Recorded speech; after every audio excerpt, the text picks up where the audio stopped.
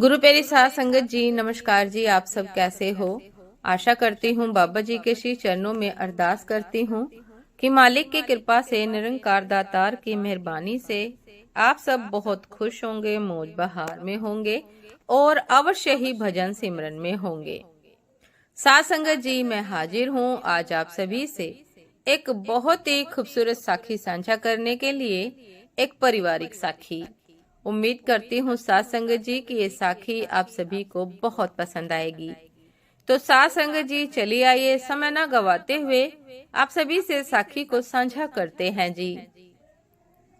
साध संगत जी, शर्मा जी सुबह सुबह अपने दफ्तर के लिए निकलने वाले थे। तभी अचानक क्षितिज ने एक पैकेट उनके सामने कर दिया। पापा, वापस करना है ये जैकेट। क्यों? फिट नहीं हो रहा, ज्यादा टाइट है। लंच बॉक्स देते हुए माँ तमतमाई, अरे शर्मा जी, आप भी ना, बेटा बड़ा हो गया है और पहले से ज्यादा तगड़ा भी। अब थोड़ा बड़ा साइज का जैकेट ही पहनेगा ना। कभी कुछ ख्याल तो रहता नहीं आपको? फिर से आप उसके लिए पुराना साइज ले आए होंगे। इतना महंगा वाला जैकेट लाने से पहले एक बार उससे पूछ भी लिया होता।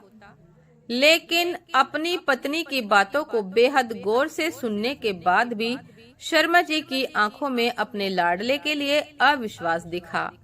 क्षितिज ने बात ही ऐसी की थी क्योंकि शर्मा जी ये भली भांति जानते थे कि उनका और उनके बेटे का साइज एक ही है। बेटा, इस बार भी इंटरव्यू में वही पुराना जैकेट? बोलते बोलते रुक गए शर्मा जी, शायद उनका गला भर आया था। छोड़िए ना पापा, इंटरव्यू ही तो देना है, कोई फैशन शो में थोड़ी ना जाना है मुझे। आखिर क्या फर्क पड़ता है?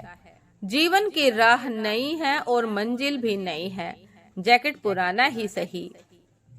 छोड़िए ना पापा। दरअसल क्षितिज की नजर अपने पिता की बहुत पुरानी स्वेटर पर थी, जो उसके पुराने जैकेट से भी कहीं ज्यादा फटे हाल थी। उसके पिता प्रतिदिन दफ्तर से घर देर रात तक पहुंचते थे और सर्दियां शुरू हो चुकी थी। जब शर्मा जी ने अपनी लाचारी बताना शुरू की, लेकिन बेटे, पैसे तो वापस नहीं मिलेंगे। ऐसा करते हैं, शाम को हम दोनों एक साथ चलेंगे, इन्हें बदल कर तुम्हारे लिए दूसरी ले आएंगे। नहीं पापा, मेरे पास बिल्कुल भी इस काम के लिए वक्त नहीं है। मुझे अपने अगले इंटरव्यू की तैयारी पर फोकस करना है। इस बार मुझे माफ कीजिए प्लीज। और वो इतना बोलकर अपने कमरे की ओर बढ़ गया। अब शर्मा जी की पत्नी ने उससे कहा कि ए जी, अगर ये जैकेट आप में फिट आएगा तो इसे अपने लिए भी रख सकते हैं, क्योंकि इसका कलर और साइज मुझे बहुत पसंद आ रहा है। पत्नी की जिद पर बेचारगी में शर्मा जी ने जब उस जैकेट को नापना शुरू किया तो उन्हें बिल्कुल फिट आ गया। हालांकि उन्होंने जैकेट अपने साइज का ही लिया था, क्योंकि दोनों बाप बेटे का माप एक था। मजबूरी में कोई चारा न देख शर्मा जी नया जैकेट पहनकर अपने मन में कुछ कुछ सोचते हुए दफ्तर के लिए निकल गए।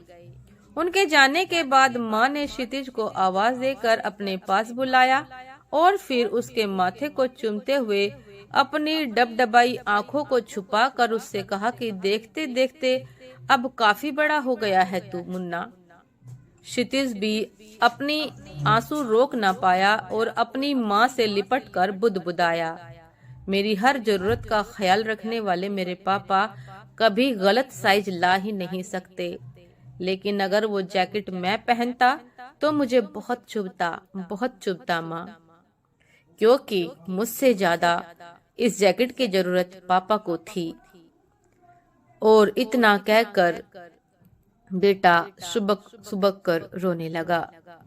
साथ संगत जी, ये थी आज की एक बहुत ही खूबसूरत साखी, एक पारिवारिक साखी कि आजकल के युग में पुत्र ऐसे नहीं होते। माता पिता तो सदा से ही ऐसे होते हैं कि अपने से पहले अपनी औलाद का ख्याल करते हैं, लेकिन पुत्र औलाद आजकल की ऐसी होना मुश्किल है। क्षितिज जैसी औलाद होना मुश्किल है कि यह जानते हुए कि इसकी जरूरत मुझसे ज्यादा पापा को है। किस प्रकार उसने बात को घुमा फिरा कर वो जैकेट पापा को पहना दिया। सात संगत जी दासी बाबा जी के चरणों में अरदास करती है कि क्षितिज जैसा पुत्र इस कलयुग में सभी को मिले, जो अपने से ज्यादा अपने माता पिता की ख्याल करे। उम्मीद करती हूँ सात संगत जी की साखी आप सभी को बहुत पसंद आई होगी। यदि पसंद आई हो सात संगत जी तो लाइक कमेंट शेयर करना ना भूलिएगा। चैनल पर जो भी नए हैं कृपा करके सब्सक्राइब कर लीजिएगा, ताकि चैनल पर मिलने वाली सभी शब्द साखियों की अपडेट आप सभी को समय पर मिलती रहे। सात संगत जी आप हमें इंस्टाग्राम पर भी फॉलो कर सकते हैं। इंस्टाग्राम का लिंक डिस्क्रिप्शन बॉक्स में दिया गया है। तो सात संगत जी दासी को भी आज्ञा दीजिए, आपसे फिर मुलाकात होती है ऐसे ही एक नए शब्द साखी के साथ, एक पारिवारिक साखी के साथ, एक हृदय स्पर्शी साखी के साथ। उम्मीद करती हूँ कि आप सभी से मुलाकात का ये सिलसिला चलता रहेगा। नमस्कार जी।